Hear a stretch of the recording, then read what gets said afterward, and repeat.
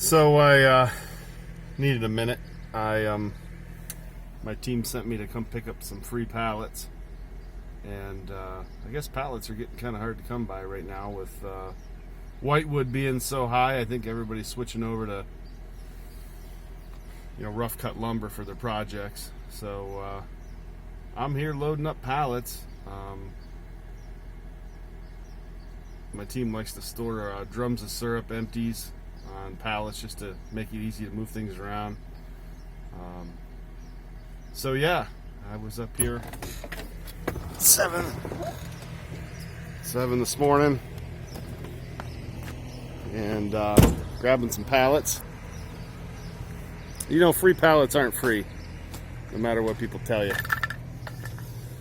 So yeah, I'm stacking them about 15 per row so I can count how many I grabbed. And I got about an hour into it. I had to stack a lot of these 30-inch pallets off to the side to get to these 40s. And this is something I should not be doing, but I do want to keep my man card. I've been crunching a lot of numbers lately, and my team's busting butt, filling syrup bottles, and I thought at least I could do this. But yeah, these blue ones, these things are, yeesh, they're heavy.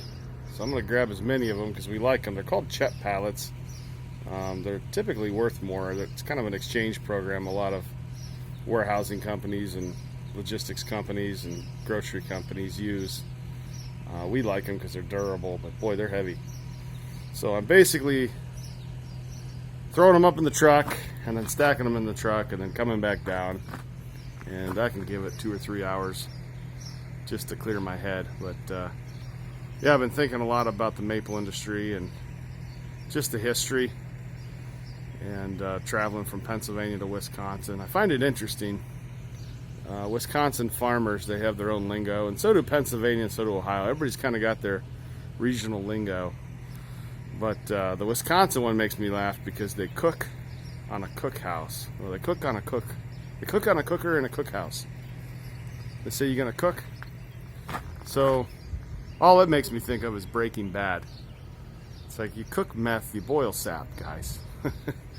But it's funny. I like to bust everyone's chops a little bit. And in Somerset County, Pennsylvania, they don't call them sap buckets; they call them keelers. And there's some history there.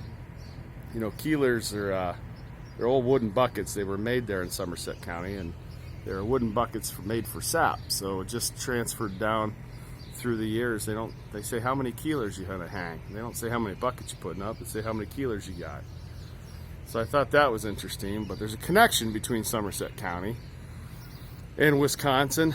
And you hear stories about some of the guys talking about their dads taking their syrup up to the rail station there and loading up a rail car in Somerset County, heading up to Reynolds maple syrup in Wisconsin. So Reynolds, it was a powerhouse. I mean, those guys were moving a lot of syrup. I don't know all of the history, but I plan on visiting the location because I believe there's a rail spur there. And it's up there near Sipple Sugar Bush somewhere. I've heard stories, so I do want to get up there and see Reynolds. I think that's a pretty cool piece of maple history. Anyways, that's enough of a break for me. Just wanted to share.